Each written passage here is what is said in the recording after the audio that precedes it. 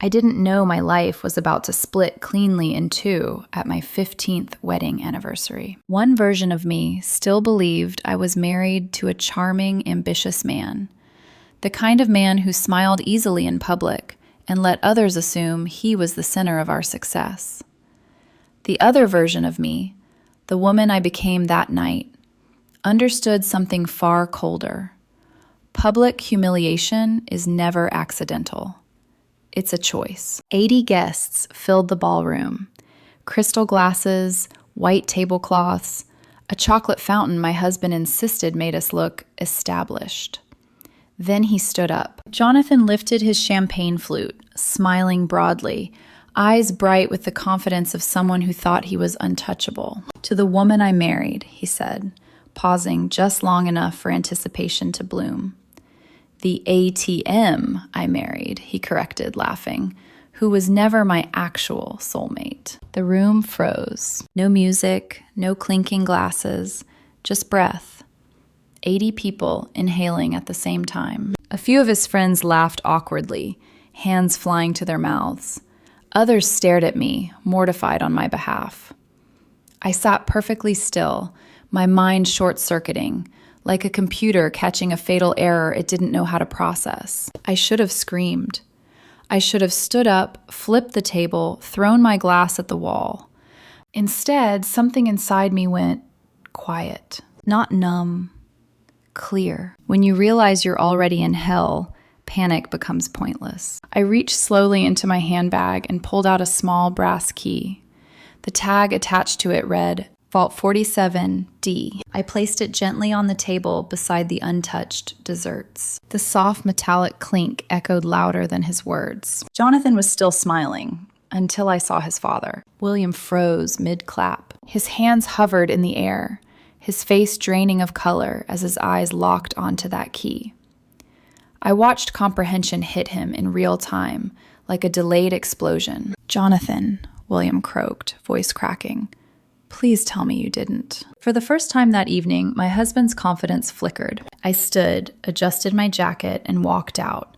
Not running, not storming, just walking like a woman who suddenly had somewhere far better to be. And behind me, I left a room full of people who had just witnessed the exact moment power changed hands. Before that night, before the toast, before the key, before William's face went white, I genuinely believed I had built a solid life. My name is Evelyn Davis. I was 43 years old, professionally stable, emotionally disciplined, and, until recently, married for 15 years to a man named Jonathan Davis. We met the unremarkable way most long marriages begin, through mutual friends at a charity mixer neither of us wanted to attend.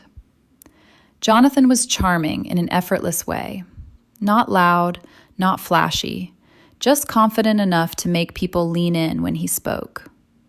He worked in commercial real estate with his father, William, and he carried himself like someone who had always assumed life would cooperate. I admired that certainty. Back then, I was quieter.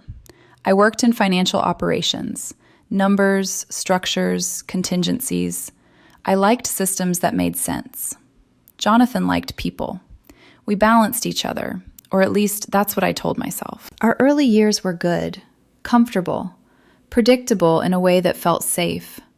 We hosted dinner parties, traveled modestly, built a life that looked impressive from the outside without feeling extravagant. I supported Jonathan's ambitions, not by hovering, but by smoothing edges, organizing, planning, making sure nothing fell apart behind the scenes. That role came naturally to me. The first small cracks didn't announce themselves loudly. They never do. It was Jonathan correcting me mid-conversation at a dinner party, laughing as he did it. It was the way his friends joked about my spreadsheet brain while he smiled instead of shutting it down. It was his mother, Eleanor, commenting that I was practical in a tone that suggested practicality was a flaw. None of it was overt, nothing you could point to and say, that's the moment it went wrong. But patterns don't need explosions. They just need repetition. Jonathan's family tolerated me. That was the word that fit best. William was polite but distant, evaluating me like a line item that had passed inspection but failed to inspire confidence. Eleanor smiled tightly and offered advice I never asked for. I learned quickly that harmony depended on my restraint, so I restrained. When Jonathan joked at my expense, I smiled. When his friends laughed, I let it pass. When he called me low maintenance in public, like it was praise, I accepted it. Because marriages don't end from one cruel moment. They erode from many small ones we convince ourselves don't matter. Financially, things were always uneven. Jonathan liked appearances, big gestures. He loved hosting events that made him feel important. I handled the logistics, the contracts, the planning, quietly ensuring nothing collapsed under its own weight. Our assets were structured carefully, conservatively. Titles, trusts, contingencies. I believed in preparedness. Jonathan believed in optimism. 2 years before the anniversary party, I suggested we update our estate planning. Not because something was wrong, but because nothing lasts forever. Jonathan waved it off at first, bored by the subject, until I framed it as adult housekeeping. That worked. He didn't like details. He trusted me with them. Or, more accurately, he didn't think they mattered. When the documents were prepared, he skimmed, signed, asked questions about decor while holding a pen that would later change his life. He didn't read. He didn't slow down. He didn't imagine consequences. Why would he? People who have never been held accountable rarely expect accountability to arrive. Looking back, I see it clearly now. Jonathan didn't think of me as someone who would act. I was the dependable background, the support beam, the ATM, as he would later call me. And that was his fatal misunderstanding. Because while he was busy enjoying the comfort of being admired, I was paying attention, taking notes. Preparing for the day, respect finally crossed the line from casual neglect into something publicly unforgivable. I didn't know when that day would come, but I knew it would. The shift didn't happen overnight. It seeped in quietly, like humidity you don't notice until the walls start warping. Jonathan began changing in ways that were subtle enough to deny, but consistent enough to feel. He laughed a little louder when other people were watching. He interrupted me more often, never aggressively, just enough to redirect attention back to himself. If I corrected him privately later, he'd wave it off. "You're too sensitive," he'd say, smiling like that settled it. Or worse, "Relax, it was funny." Funny became his shield. At first, it was small social settings, friends' birthdays, casual dinners. He'd tell stories where I was the punchline, my caution, my planning, my refusal to just wing it. People laughed because he laughed first. I learned quickly that objecting made things worse. Silence was safer. William noticed nothing, or pretended not to. Eleanor noticed everything and enjoyed it. "Oh, Jonathan," she once said at a brunch, patting his arm while glancing at me. "You always married someone so grounded. You must feel like you're carrying all the excitement in that relationship." Jonathan laughed. Everyone else followed. I smiled, lips tight, heart ticking faster than it should have. That was the first time I felt something solid settle in my chest. Not anger, not sadness. Recognition. This wasn't accidental. This was positioning. As Jonathan's confidence grew, so did the audience. Work events, fundraisers, anniversary dinners that slowly stopped feeling like celebrations and started feeling like stages. He liked having witnesses. The comments sharpened. "She keeps me out of trouble," he joked once. "She's the reason we don't have fun money," another time. "Every successful man needs a responsible woman behind him," he said, raising his glass like it was a compliment. Behind him. Friends began echoing it, his friends mostly. They teased me gently at first, then more freely once they saw he wouldn't stop them. It became acceptable, expected even. I started noticing how often Jonathan spoke for me. If someone asked my opinion, he answered first. If I shared an observation, he reframed it louder. If I disagreed, He laughed, like disagreement itself was adorable. At home, when I brought it up, he sighed. "You're reading into things. You're imagining slights. You always need to make things so serious." That word, always, was his favorite weapon. It turned patterns into personality flaws. And still, I stayed. Not because I didn't see it, but because I understood escalation. I wanted proof, context, history. I didn't want to react emotionally to something that could later be dismissed as isolated. So I documented. Dates, settings, witnesses. Miss Hamilton, my estate lawyer, warned me early on. Patterns matter more than moments. I listened. The tension at home thickened. Jonathan grew impatient with my quiet. He mistook restraint for submission.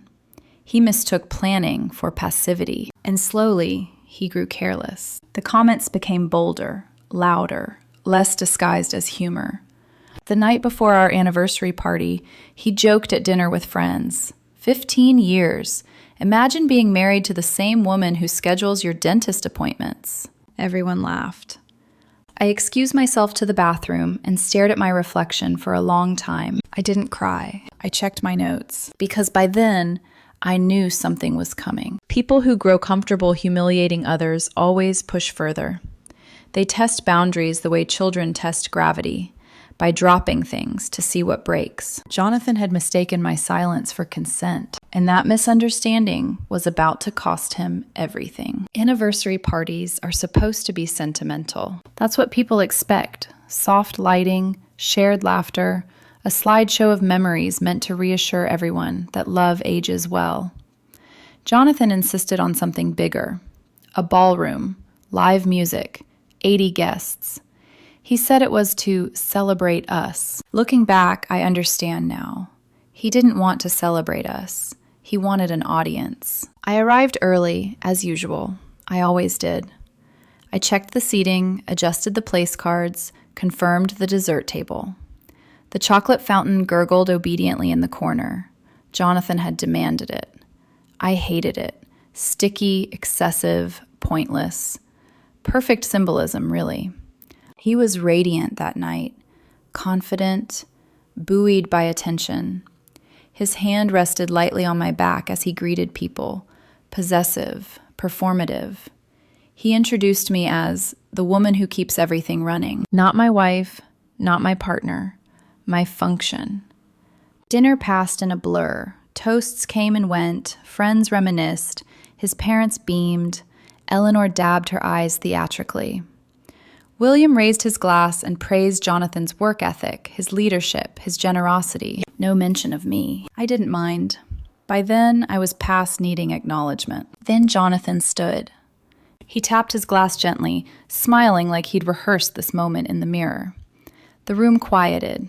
80 sets of eyes turned toward him, toward us. I remember noticing absurd details.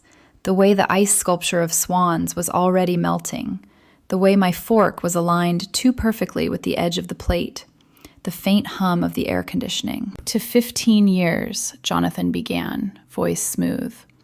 15 years of commitment, of stability. People nodded, smiled. He paused. And to the woman I married, he continued, tilting his head toward me. The ATM I married, who was never my actual soulmate. Time fractured. The laughter that followed was thin, confused, unsure whether it was allowed. Someone choked on their drink. Someone else looked down at their plate. I felt my heart kick hard once, then settle into something eerily calm. My body reacted before my mind did. My hands didn't shake. My breathing stayed even. My vision sharpened. Jonathan was still smiling, basking in the reaction like he'd delivered a daring punchline. His friends laughed louder, emboldened by his confidence. Eleanor smiled tightly. William froze. I reached into my handbag. Slowly, deliberately, I pulled out the brass key. I didn't look at Jonathan when I placed it on the table. I watched William instead. Watched recognition bloom and terror follow. I watched his hands stop mid-clap. watched color drain from his face like someone had pulled a plug. "Jonathan," William said hoarsely, "please tell me you didn't." Jonathan faltered. For the first time that evening, his expression cracked. Not fully, but enough. His eyes flicked from his father to the key to me. Confusion crept in. Then something darker. I stood. No speech, no scene. I adjusted my jacket, pushed in my chair, and walked. Each step felt unreal, like moving through water. I passed dessert trays untouched. The chocolate fountain sputtered behind me. I passed Uncle Jerry stuffing wine bottles into his jacket. Good for him. At least someone was honest about taking from me. At the entrance, the valet smiled automatically. "Car, ma'am?" I paused, looked at him. "No," I said quietly. "I prefer walking after being publicly destroyed." His smile vanished. I walked into the night feeling lighter than I had in years. Because humiliation had finally crossed from private tolerance into public proof. And proof changes everything. I didn't cry that night. People expect tears after betrayal. Collapsed shoulders, shaking hands, the dramatic release of everything held in too long. But grief doesn't always arrive loud. Sometimes it arrives as precision. I walked downhill from the venue, heels clicking steadily against the pavement. My phone buzzed in my purse. I didn't check it. I already knew who it was. Jonathan would be panicking by now. Not because he'd hurt me, but because something had gone wrong. The kind of wrong men like him never anticipate until it's already irreversible. My truck waited where I'd left it. Dark blue, practical, unremarkable. Jonathan hated it. Said it didn't match our image. I'd kept it anyway. Some things should never be compromised. I sat behind the wheel for a long moment, hands resting calmly, heart steady. Only then did the questions come. How long had he thought this was acceptable? At what point did I stop being a person and become a prop? Had I ever truly been his equal, or just his convenience? I didn't spiral. I reviewed every dinner party, every joke, every eye roll masked as charm. I remembered Miss Hamilton's voice from 2 years earlier, measured, dry, unimpressed by theatrics. "Public humiliation," she'd said, tapping the page. "It's measurable. Witnesses matter." I started the engine. Instead of going home, I drove 80 miles. No destination worth naming, just distance. The motel I chose was cheap and quiet, the kind of place that smelled faintly of old carpet and disinfectant. The heater rattled like it might die any second, but it worked. That was enough. I sat on the edge of the bed, pulled out my phone, and made one call. Miss Patricia Hamilton answered on the second ring. "I was wondering when you'd call," she said, not bothering with pleasantries. "The toast happened," I replied. A pause, then a sound halfway between a sigh and a laugh. "Did you leave the key?" "On the dessert table," I said. William looked like he was about to collapse. "I imagine he did," she said mildly. "Shall we proceed?" I didn't hesitate. "Activate 47D. Start the timeline." She didn't ask why. She never did. Lawyers like Miss Hamilton don't need emotions. They need facts, signatures, and evidence. "I'll file Monday morning," she said. "Full execution within 45 days if there are no complications. He'll fight this." "Let him," I said calmly. "He signed everything. I documented everything." She chuckled softly. "I've practiced law for 47 years. This may be the most satisfying case I've ever worked." I ended the call and lay back on the bed, staring at the cracked ceiling. Only then did something shift. Not regret, not doubt, relief. For the first time in years, I wasn't minimizing myself to keep the peace. I wasn't translating cruelty into humor or calling neglect normal. Jonathan had finally crossed a line that couldn't be smoothed over. And in doing so, he'd freed me from the last excuse I had left to stay. By Monday morning, the silence broke. Jonathan called first, then texted, then called again. His messages stacked up, confused, irritated, then angry, then pleading. I didn't respond. Silence isn't avoidance when it's intentional. It's strategy. By noon, his family entered the picture. Eleanor left a voicemail so shrill it distorted the audio. She accused me of overreacting, of embarrassing them, of turning a harmless joke into a family crisis. She reminded me, pointedly, how much Jonathan had given me, how lucky I'd been. Lucky. William called once, only once. His voice was tight, businesslike, stripped of paternal warmth. "We need to talk," he said, privately. "I've said everything I need to say," I replied evenly. "You'll hear from my attorney." He exhaled sharply. "This doesn't have to get ugly." "It already did," I said, 80 witnesses ago. At the motel, I laid out the folders I'd brought with me, documents, timelines, notarized copies. Evidence has a calming effect when the world tries to gaslight you. Miss Hamilton kept me updated. Papers filed, notices served, assets frozen where necessary. The machinery moved forward, indifferent to Jonathan's emotions. Meanwhile, his version of events began circulating. I was cold, calculating, vindictive. I'd set him up. I'd ambushed him over a joke. Friends I'd once hosted in my home stopped texting. Others reached out quietly, apologetically, admitting they'd always felt uncomfortable with the way Jonathan spoke to me. They hadn't known what to say then. They knew now. Jonathan showed up at the house the next evening.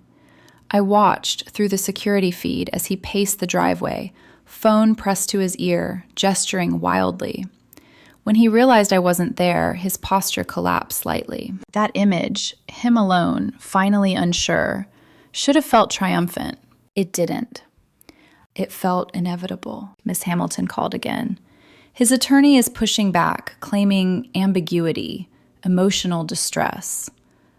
"Does it matter?" I asked. "No," she said, amused.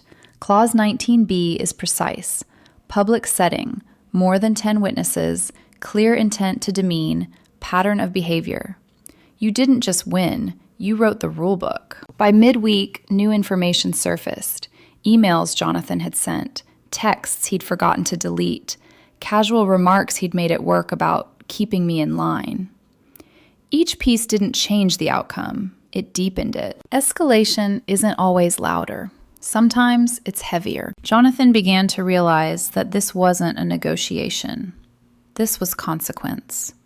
And consequences don't bargain. When he finally reached me, calling from a number I didn't recognize, I answered. "Evelyn," he said, voice raw. "Please, let's talk." "We are talking," I replied. "You're just not controlling it anymore." He swallowed. "I didn't mean it. You know that." "I know exactly what you meant," I said. "You meant it because you'd been meaning it for years." There was a long pause. "This is ruining me," he whispered. "No," I said quietly. "This is revealing you." I hung up. And for the not rage, not revenge, power. Power, sometimes it comes with exhaustion. By the end of that week, the adrenaline drained out of me, leaving something heavier behind. I moved from the motel to a small cabin I owned an hour outside the city, a place Jonathan had never liked because it felt unfinished, too quiet, too honest. That first night there, the silence pressed in hard. Just me. I sat by the fireplace, wrapped in a blanket that smelled faintly of cedar and smoke, staring at the flames like they might explain something I'd missed. That's when the dark thoughts crept in. Not doubts about my decision, but questions about myself. How did I let it go on this long? When did I start translating disrespect into patience?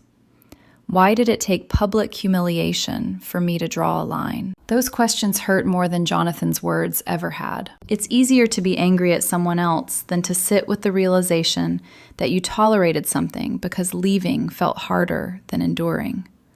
That you confused endurance with strength. Not sobbing, just quiet tears sliding down my face, unremarkable and steady. Grief for the woman I'd been. The one who'd believed that love meant absorbing damage gracefully. Outside, the wind rattled the windows. Inside, my phone buzzed again. Jonathan. 17 missed calls. Dozens of texts. Each one more desperate than the last. "Please talk to me. This was a mistake. You're overreacting. You're ruining everything. I read them slowly, not with anger, but with clarity. At his lowest, he still framed himself as the victim. That was the moment something inside me finally broke. Not painfully, but cleanly. I realized I wasn't heartbroken over losing Jonathan. I was heartbroken over how long I'd abandoned myself. William came by the cabin the next day. He looked older, smaller, like a man who'd just discovered the limits of his influence.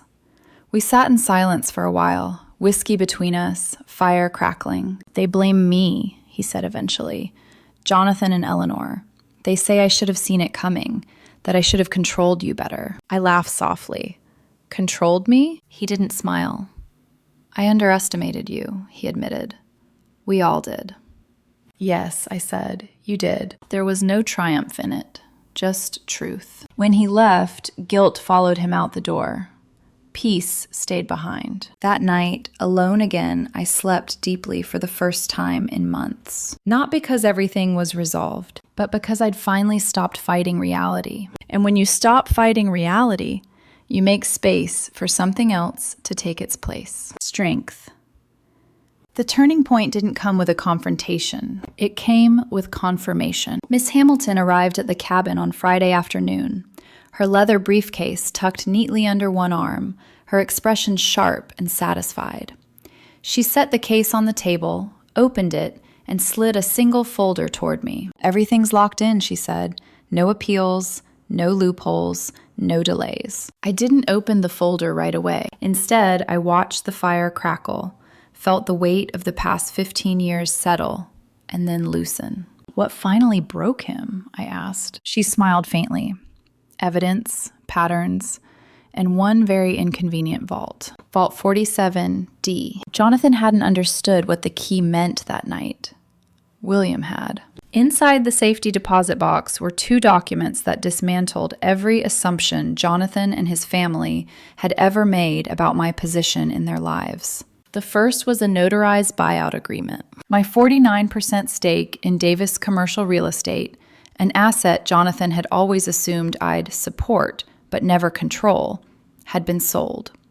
Not to a rival, not to a hostile investor, to a charitable foundation for $1. Miss Hamilton watched my face carefully as I finally opened the folder and read it again. The numbers hadn't changed. The signatures hadn't vanished. "You sold $8 million worth of equity," she said evenly, "and removed it permanently from their reach." I nodded. They always thought leverage meant visibility. "And the second document?" she prompted. "My will. In the event of my death or legal separation, all remaining assets bypass Jonathan entirely. No spousal inheritance, no family transfer. Everything moved cleanly and irrevocably to Kyle Anderson, sole beneficiary of the Anderson Foundation." A name that meant nothing to Jonathan and everything to me. Miss Hamilton folded her hands. "William accessed the vault Saturday night. He nearly collapsed." "I imagined as much," I said. "Your husband only realized the scope of it yesterday," she continued. "That's when the panic shifted into fear." I leaned back in my chair. This was the moment, the point of no return. Not because of legal victory, but because of internal clarity. I hadn't done this to punish Jonathan. I'd done it to reclaim authorship over my life. Later that evening, after Miss Hamilton left, I sat alone and thought about Kyle Anderson, about the quiet debt I'd carried for nearly 20 years, about integrity, about choice. The turning point wasn't revenge. It was recognition. I was no longer reacting. I was deciding. And once that shift happens, everything else follows naturally. Consequences don't arrive all at once. They fall in layers. By the following week, Jonathan's world began collapsing quietly. No dramatic headlines, no public spectacle, just doors closing, phones going unanswered, invitations drying up. The first thing to go was credibility. At work, people stopped laughing at his jokes. The same colleagues who once clapped him on the back now kept conversations strictly professional. Word had spread, not my version, not his excuses, but the facts. Legal facts have a way of stripping charm bare. William tried to intervene. He offered to buy back the foundation's stake, offered incentives, appealed to loyalty, legacy, family. The Anderson Foundation declined politely and firmly.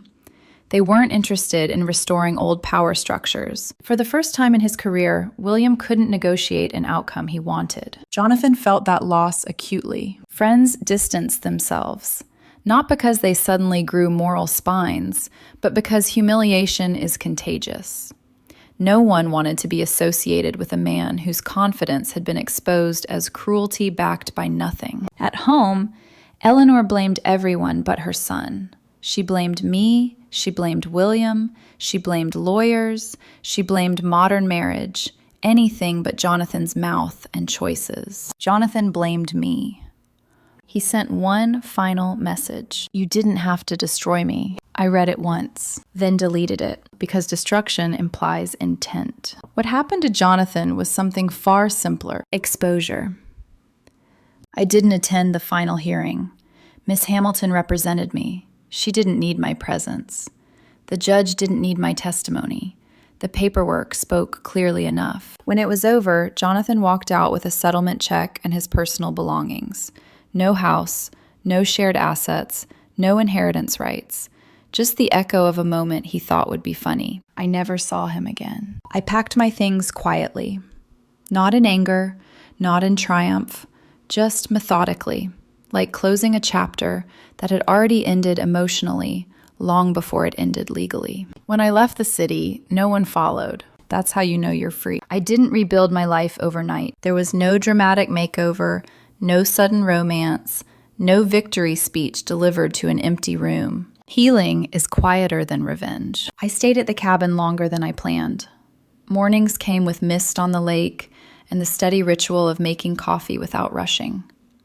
I read books I'd bought years ago and never opened.